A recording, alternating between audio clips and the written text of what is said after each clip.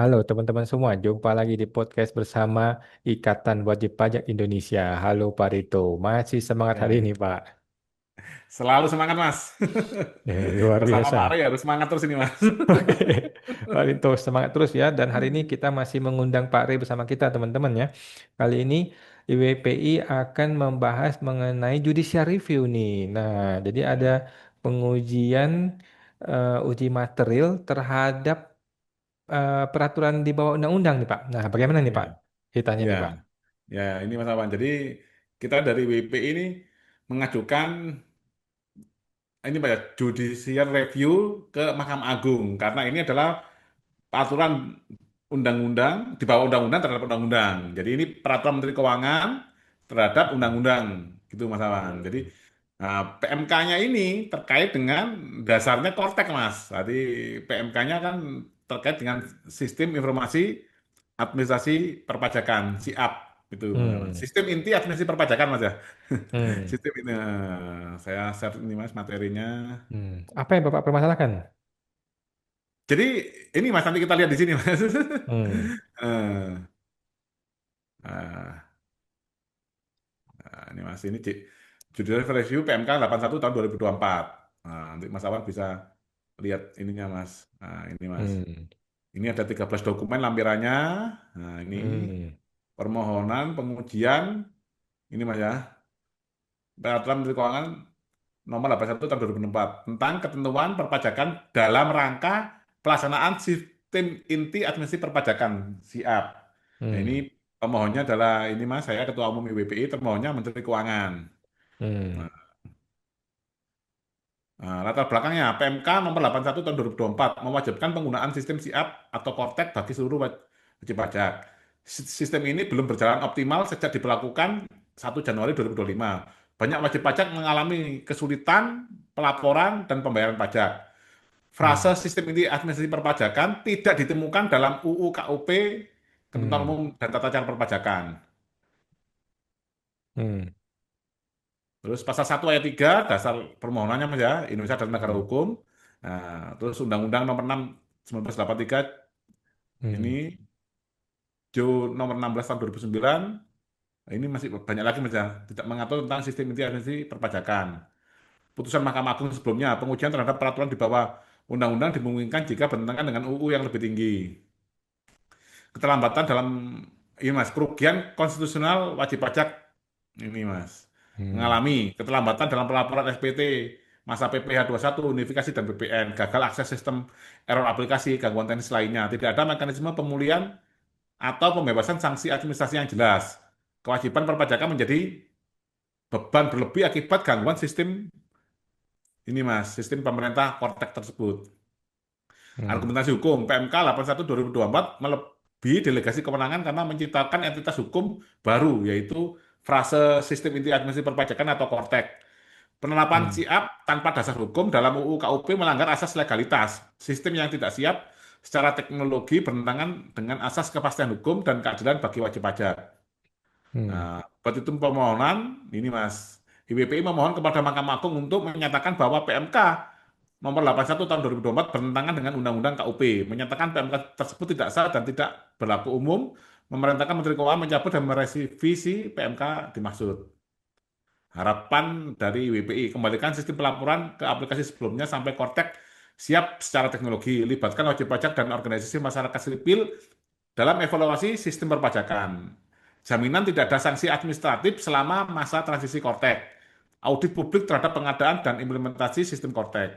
Nah, penutup negara hukum harus menjamin bahwa sistem perpajakan mendukung bukan menghambat pemenuhan kewajiban warga negara. Ini saya tunjukkan ininya Mas. Nah, ini dokumen kami Mas. Hmm. Hmm. Ini ada saya Mas Musyaman, ada Mas Justinus ini Mas. Hmm. Nah, ini adalah dokumen yang kami submit Mas. Ini, berserta lampirannya ada 13 lampiran. Hmm. Hmm.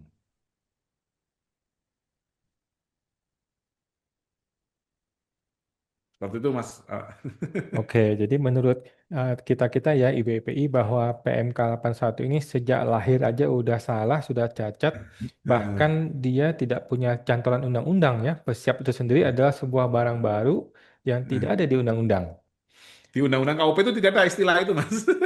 Sistem Jadi inti sistem pajak tidak ada. Jadi Menteri Keuangan ini ngadi-ngadi ini menciptakan Hmm. sesuatu yang tidak diperintahkan oleh undang-undang nih si Menteri Keuangan kita ya. Hmm. Hmm. Nah, bagaimana nih pendapat dari ahli hukum Pak Rey ini mengenai JR ke Mahkamah Agung?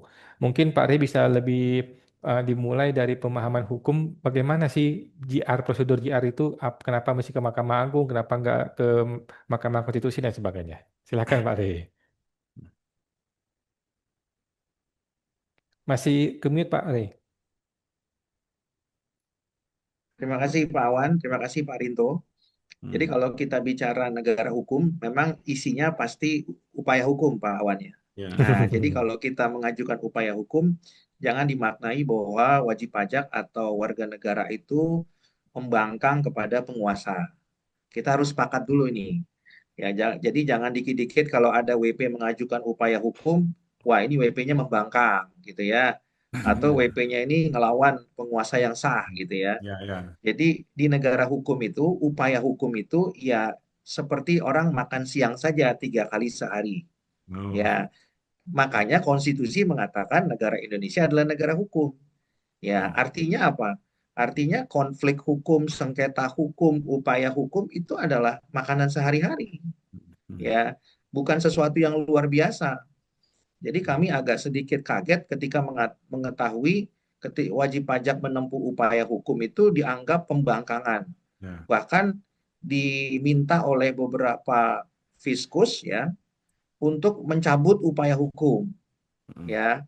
Nah, ini kan agak ironis gitu ya menurut Ya, kami gitu ya. ya, ya, Orang ya. mau menempuh upaya hukum kemudian tanda petik Hmm. dipersuasi atau kemudian tanda petik diintimidasi atau apapun narasinya supaya diajukan pencabutan ya.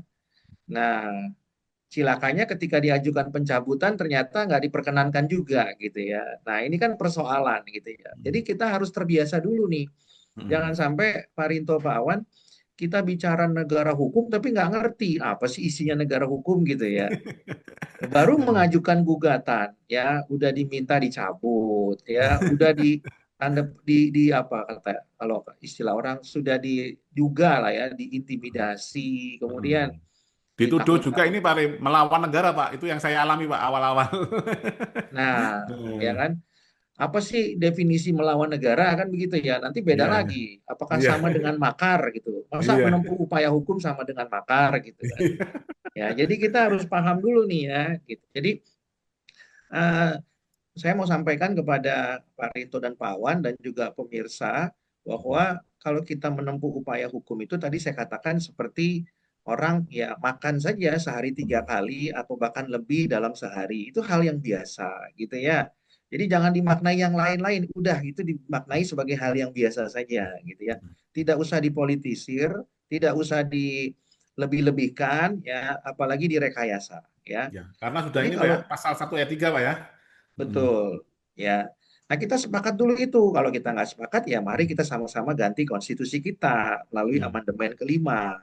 Tapi Hmm. kalau bunyinya masih seperti itu, ya jangan dipolitisir lah ya. Kasihan warga negara atau wajib pajak, ya. Ya, Itu hal ya. yang biasa saja, gitu ya. Nah, pertanyaannya, kalau gitu eh, apa sih yang dimaksud dengan upaya permohonan ya Hmm. uji materi atau uji formil begitu ya, bisa uji formil bisa uji materi ya. Nah, ini kan berkaitan dengan peraturan perundang-undangan. Jadi kalau kita melihat ada peraturan perundang-undangan yang bertentangan satu dengan yang lain, maka harus dilakukan pengujian ya, baik itu formil ya proseduralnya maupun material substansinya. Nah, tentu karena di Indonesia atau di negara hukum kita menganut hierarki peraturan perundang-undangan yang diatur di Undang-Undang P3, maka yang peraturan lebih rendah tidak boleh bertentangan dengan lebih tinggi. Ya, sehingga dengan demikian untuk menguji apakah betul yang lebih rendah itu bertentangan dengan yang lebih tinggi, maka forumnya diberikan oleh dua lembaga yang berwenang, ya, yaitu lembaga Mahkamah Agung dan lembaga Mahkamah Konstitusi. Lembaga Mahkamah Agung diberikan kewenangan untuk menguji apakah ada pertentangan, ya, pertentangan peraturan lebih rendah kepada peraturan yang lebih tinggi. Nah, peraturan apa yang dimaksud? Peraturan perundang-undangan di bawah undang-undang, ya, bertentangan dengan undang-undang. Tentu itu diujinya di Mahkamah Agung. Kalau peraturan perundang-undangan undang-undang, ya, bertentangan dengan Undang-Undang Dasar 1945, diujinya di Mahkamah Konstitusi. Nah, itu dua forum atau lembaga yang berwenang. Pertanyaan berikutnya, yang diuji itu apa secara spesifik, ya? Tentunya peraturan, tapi secara spesifik adalah normanya. Kalau kita bicara hukum, ya, tentunya kan setiap peraturan itu mengandung norma. Nah, norma itulah yang kemudian mau diuji. Diuji itu apa sih? Diuji itu istilahnya kemudian disandingkan, ya, atau kemudian diperiksa apakah betul telah terjadi pertentangan, ya, pertentangan norma dalam hal ini tentunya. Kalau terjadi pertentangan, maka harus dilakukan pemeriksaan. Yang tentunya akibat hukumnya adalah peraturan yang lebih rendah harus dibatalkan karena terbukti adanya pertentangan norma dengan yang lebih tinggi. Nah, jadi kalau terjadi pertentangan norma, maka harus dinyatakan tidak mengikat, ya, atau tidak mempunyai kekuatan hukum mengikat, ya, karena karena norma lebih rendah itu bertentangan dengan norma yang lebih tinggi. Nah, sehingga dengan demikian, kalau wajib pajak melihat ada norma dalam katakanlah PER atau PMK bertentangan dengan undang-undang, maka forum yang berwenang itu adalah lembaga Mahkamah Agung. Tapi kalau ada norma dalam undang-undang, katakanlah undang-undang KUP yang paling sering, ya, bisa juga undang-undang PPSP, bisa juga undang-undang material, ya, seperti PPH, PPN, PBB dan lain-lain bertentangan dengan Undang-Undang Dasar 1945, maka dapat dilakukan pengujian formil maupun material di Mahkamah Konstitusi, ya. Sehingga dengan demikian ketika ada wajib pajak yang dirugikan atau berpotensi dirugikan, dua lembaga inilah yang berwenang, dan itu adalah upaya hukum yang bisa diajukan untuk memberikan keadilan. Nah, sekarang yang menarik, Pak Rinto dan Pak Awan, adalah ketika terjadi pertentangan norma, katakanlah di pengadilan, ya, apakah kemudian wajib pajak yang merasa dirugikan harus terlebih dahulu menempuh permohonan pengujian formil maupun material ke MA maupun MK, sementara perkaranya sudah diterbitkan basicing oleh kantor pajak. Nah, kalau kita mengajukan upaya pengujian formil material kan waktunya lama, ya. Sementara wajib pajak tanda petik, ya, sudah mengalami dugaan penzoliman, ya. Apakah harus mengajukan terlebih dahulu ke MK? Nah, bagaimana kemudian keadilan itu bisa didapatkan di katakanlah di kantor pajak atau katakanlah di pengadilan pajak? Nah, ini yang menarik pertanyaannya. Kalau semuanya menunggu putusan MA dan MK, wah, itu mungkin 70 juta wajib pajak tidaklah mungkin mendapatkan keadilan. Ya, Nah, itu kalau begitu analogi pertanyaannya saya gimana? ini Pak Re. Analogi saya tadi kan itu Pak. Ya, Kita harus ada rambu-rambu. Nah, ini aturan hukum Pak ya, ada rambu-rambu aturan hukum itu dibuat dulu. Nah, kalau tidak ada yang komplain ya tidak masalah, tapi harus yang komplain harus yang sudah kecelakaan dulu, yang tangannya udah patah, kakinya udah patah. ya. Jadi kalau begitu pertanyaannya apa yang harus dilakukan kan supaya wajib pajak ini mendapatkan setidak-tidaknya keadilan itu, gitu ya. Nah, kami perlu ingatkan bahwa sebenarnya keadilan itu bisa didapatkan tanpa harus perlu mengajukan GR. permohonan pengujian formil maupun Oh. material kepada MA maupun MK, ya. Bagaimana kita mau menerapkan keadilan itu tanpa perlu menempuh upaya hukum? Nah, kalau kita kembali nih merujuk kepada alat bukti di pengadilan, contohnya Pak Rinto dan Pak Awan, ya, kita tahu bahwa salah satu alat bukti di pengadilan itu, ya, yang meskipun hierarkinya paling rendah itu adalah pengetahuan hakim. Jadi kalau hakim punya pengetahuan, khususnya pengetahuan dalam ilmu hukum, ketika hakim melihat bahwa ada pertentangan norma, di mana norma lebih rendah bertentangan dengan yang lebih tinggi, maka sebenarnya hakim itu bisa memberikan keadilan dan memberikan pertimbangan hukum yang adil kepada wajib pajak tanpa harus wajib pajak itu mengajukan permohonan judicial review ke MA maupun MK. Kenapa? Karena hakimnya punya pengetahuan yang cukup, ya. Ketika ada pertentangan, misalnya PER bertentangan dengan PMK atau PMK dengan undang-undang, ya. Hakim yang punya kompetensi dan hakim yang mampu menjalankan kekuasaan kehakiman sebagaimana amanat pasal 2 Undang-Undang Pengadilan Pajak tentu bisa memberikan pertimbangan dan putusan yang adil, Pak Awan dan Pak Rinto. Jadi dia nggak perlu mengatakan di pengadilan, ya udah silakan judicial review dulu. Nanti kalau udah ada baru kami putus. Nggak perlu begitu juga. Kenapa? Hmm. Karena hakimnya punya pengetahuan yang cukup. Oke, oke. Makanya pengetahuan itu adalah alat bukti. Hmm. Ya, Eh, saya harus mengatakan miris ketika ada hakim yang mengatakan begini, peraturannya bunyinya begitu, jadi kami harus mengikuti peraturan itu. Ya, ya, Loh, ya. kalau gitu apa gunanya pengetahuan Ya, hakim kalau semuanya menunggu putusan, ya. ya? Perkaranya mungkin Pak Awan, Pak Rinto, dan rekan-rekan lainnya atau wajib pajak lainnya yang mengajukan judicial review itu kan perlu waktu bulanan atau tahunan, Dan ya. harus membuktikan jadi korban dulu, Pak. Nah, harus jadi Masalahnya, korban Pak. dulu atau berpotensi jadi korban kan begitu. Iya, Nah, betul, Pak. pertanyaannya kalau begitu bagaimana kalau mereka sedang berperkara di kantor pajak atau di pengadilan pajak? Apa harus menunggu itu? Ya. Nah, itulah sebabnya saya berkali-kali mengatakan menjadi hakim itu perlu pengetahuan dan harus lulus dari sarjana hukum. Ya, Ya, tidak seperti yang disampaikan oleh beberapa hakim, ya. ya, Nah, termasuk tulisan salah satu hakim, saya sebutkan saja nih ya, Saudara Dudi Wahyudi, dia membuat tulisan itu. ya, Menjadi ya. hakim pengadilan pajak itu tidak perlu sarjana hukum, karena Hmm. ada di pasal 9 Undang-Undang Pengadilan Pajak. Ya. Tapi dia lupa ada pasal 2 Undang-Undang Pengadilan Pajak yang mengatakan pengadilan pajak melaksanakan kekuasaan kehakiman. Bagaimana mungkin bisa melaksanakan kekuasaan kehakiman untuk menggali nilai-nilai hukum sementara dia sendiri nggak pernah belajar ilmu hukum? Hmm. Ya, berarti pengetahuannya sangat minim gitu ya. Ya, ya, Nah, ya. amanat pasal 2 Undang-Undang Pengadilan Pajak adalah melaksanakan kekuasaan kehakiman. Apa yang dimaksud dengan kekuasaan kehakiman? Kekuasaan kehakiman itu adalah menggali nilai-nilai hukum yang hidup di masyarakat. Artinya apa? Ya harus belajar dong mengenai hukum. Belajar hukum yang benar gimana? Ya harus kuliah Pak Awan dan Pak Rinto. Kalau, kalau memahami hukum begitu banyak di Indonesia ini nggak pernah kuliah ya menjadi sangat sulit ya. Nah, jadi kembali ke pertanyaan tadi di awal, kalau eh, pertanyaan di awal tadi adalah bagaimana bisa mendapatkan keadilan tanpa judicial review? Bisa, sepanjang hakimnya itu punya pengetahuan yang cukup. Ya, jadi pengetahuan itu harusnya digunakan ya secara objektif ya, bukan secara subjektif. Apa artinya? Artinya kalau semua hakim punya pengetahuan yang mumpuni, maka pertimbangan hukum dalam putusannya itu tentunya akan memberikan rasa keadilan tanpa menunggu putusan judicial review, ya. Tapi kalau nggak punya pengetahuan, apalagi mungkin kalau kata orang awam, apa itu Pak Rinto atau Pak Awan ya, Hmm. sotoy begitu ya.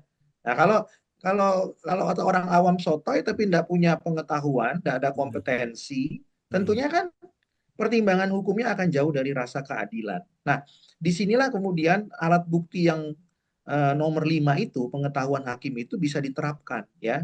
Jadi tidak perlu menunggu putusan judicial review, baik itu di MA maupun di Mahkamah Jadi, Konstitusi. jadi ini Pak Ari, sebagai informasi Pak Ari ya, kami saat berproses sengketa perpajakan itu sebagai wajib pajak, itu narasi yang dikembangkan oleh Fiskus, baik ada beberapa hakim juga, itu kalau nggak terima ya silakan JR gitu loh Pak. Memang dilempar ke JR semua Pak Ari. Nanti baru di JR kita dipersulit lagi. Buktinya sebagai korban apa? Itu memang itu yang akhirnya membuat wajib pajak semakin berat perjuangannya memang seperti itu Pak Ari. Dan narasi ini gimana Pak Ari? Negara itu kan salah satu fungsinya negara untuk menciptakan keadilan. Jadi kita tuh kalau pergi ke pengadilan ini kita tuh mencari keadilan atau kita tuh untuk mendapatkan keadilan yang seharusnya menjadi hak kita. Itu juga narasi yang penting juga. Biar Ya. wajib pajak ini semangat, Pak Ari. Karena kalau mencari, berarti kan nggak ada, Pak Ari. Cari-cari keadilan. Cari di KPP nggak ada, di Kanwil nggak ada, di pengadilan nggak ada, di Mahkamah Agung. Nah, kita PK juga nggak jelas. Ada bundel A, bundel B, kita minta apa, apakah sudah benar itu terkirim ke Mahkamah Agung. Mereka juga tidak bisa menunjukkan, gitu loh, Pak Ari. Bisa jadi memori kasasi kita, kalau kita ke PK, Pak ya, itu bisa dikorupsi juga loh, Pak. Bukti-bukti kita. Ya, terima kasih Pak Rinto. Hmm. Tadi saya katakan tentunya, dan ini harus diulang kembali bahwa keadilan itu bisa diberikan kalau hakim punya kompetensi, Pak, punya pengetahuan hakim ya, punya pengetahuan yang cukup ya, khususnya di bidang ilmu hukum ya, tidak hanya ilmu akuntansi tapi ilmu hukum ya. Karena apa? Karena kalau kita punya pengetahuan yang cukup, ya, kita juga atau hakim tentunya tidak perlu mengatakan seperti yang Pak Rinto katakan tadi. Ya sudah, kalau saudara nggak puas atau nggak setuju, silakan ajukan judicial review. Nah, Ya. pertanyaannya, kalau begitu, lalu pengetahuan saudara di mana? Kan sudah ada, ya kan? Ya, ya. Sudah ada ilmu yang mengajari bahwa peraturan lebih rendah tidak boleh bertentangan dengan yang lebih tinggi, Hmm. ya. Karena ada asasnya kan, lex Hmm. superiori derogat legi Spesial. inferiori, ya kan? Nah, jadi itu kan sudah mengatur. Ya, pertanyaannya, pengetahuan itu bisa diterapkan enggak oleh hakimnya? Ya, itu kan sederhana salah satunya, ya. Hmm. Kemudian ada asas yang mengatakan ketentuan yang terbaru mengesampingkan yang sebelumnya, ya. Jadi ada asas yang mengatakan lex posteriori delegat legi priori. Itu juga kan bisa diterapkan. Jadi tidak perlu juga menunggu putusan, ya. Itu sebabnya saya harus mengatakan belum ada hakim pengadilan pajak itu yang menggunakan kewenangan yang diberikan oleh undang-undang kepada hakim pengadilan pajak. Apa kewenangan itu? Satu, menemukan hukum, Ya, reh finding. ya, ya. Ya, saya belum melihat tuh ada pengadilan pajak yang punya nyali untuk melakukan itu. Kan dia punya kewenangan. Ya, ya, ya. Pertanyaannya, kenapa dia nggak punya nyali? Karena memang kompetensinya kurang. Kalau orang punya kompetensi, punya pengetahuan, Pak Rinto dan Pak Awan, ditambah kewenangan, dia pasti akan punya nyali. Ya, Ya, ya. sudah pula ada pengetahuan, ada pula kewenangan, dia pasti akan lakukan itu, Pak. Tapi Berarti, persoalannya kalau kewenangan saja nggak berarti ada seperti Mas Awan pengetahuan, ini, Pak. Akhirnya punya keberanian. nah, ya. Jadi yang saya lihat adalah belum ada hakim pengadilan Ya, pajak yang mau menggunakan kewenangan itu demi ya, memberikan keadilan. Jadi hakim itu, khususnya hakim pengadilan pajak itu kalau bekerja ya formalitas saja gitu ya. Ya, itu yang disebut dengan mereka penganut mazhab legalistik. Legalistik itu apa artinya? Baca peraturan, apa yang disebutkan dalam peraturan, ya sudah ditafsirkan sesuai dengan yang disebutkan dalam peraturan. Masalah hmm. keadilan tidak dapat diterapkan, ditegakkan, yaitu urusan lain. Ya, jadi bukan mengedepankan keadilan, harusnya dicari eh, apa namanya pemaknaan yang memberikan rasa keadilan setinggi-tingginya. Karena kan ultimate goal of a trial adalah justice and justice for all. Ya, jadi tujuan untuk beracara, bersidang itu adalah untuk menegakkan keadilan. Nah, ini bukan Ya, mencari katanya Pak Rinto, karena ya. keadilan itu sudah ada, tinggal ditegakkan saja. Oh, ya. Ya, jadi kalau Nah, dicari memang nggak pernah ketemu Pak Rinto. nah, Ya, ya. apalagi mencarinya di pengadilan tertentu gitu ya, tanda petik gitu, nggak ketemu, ya kan? Nah, jadi harus ditegakkan. Nah, menegakkan itu perlu pengetahuan dan perlu kewenangan. Ya, ya, ya, Ya, ya. jadi eh, saya melihat bahwa kewenangan menemukan hukum itu belum ada ya di pengadilan pajak dan belum ada hakim yang berani melakukan itu ya. Refinding itu belum kemudian bisa diterapkan ya di pengadilan pajak. Hmm. Dan selama pengadilan pajak berdiri dari tahun 2003 sampai sekarang ya pelaksanaannya itu belum ada yang menerapkan refinding atau menemukan hukum ya. Kemudian yang kedua juga revakum ya, mengisi kekosongan hukum. Itu juga saya belum melihat dalam putusannya pertimbangan mengenai mengisi kekosongan hukum Hmm. ya. Kembali lagi-lagi ini menjawab pertanyaan, kenapa bisa? Bukankah pengadilan pajak itu sudah 22 tahun lebih Hmm. gitu ya? sudah 23 tahun bahkan menuju 24 tahun. Tapi kenapa tidak ada hakimnya yang melakukan itu? Nah, ini kan pertanyaan untuk menjawab apakah betul hakim pengadilan pajak punya pengetahuan hukum yang cukup, Pak Awan dan Pak Rinto. Ya, kalau orang nggak punya pengetahuan, ya memang akan regularitas, ya, akan normatif saja, begitu-begitu saja, begitu ya. Nah, jadi mungkin Pak Rinto sama Pak Awan pernah tahu dan pemirsa bahwa salah satu hakim di Medan itu melakukan penemuan hukum kan, ya, bagaimana memaknai mahkota seorang wanita, ya, itu kan dimaknainya menjadi luar biasa begitu ya. Nah, karena dia menemukan hukum dan itu kewenangan daripada hakim gitu ya.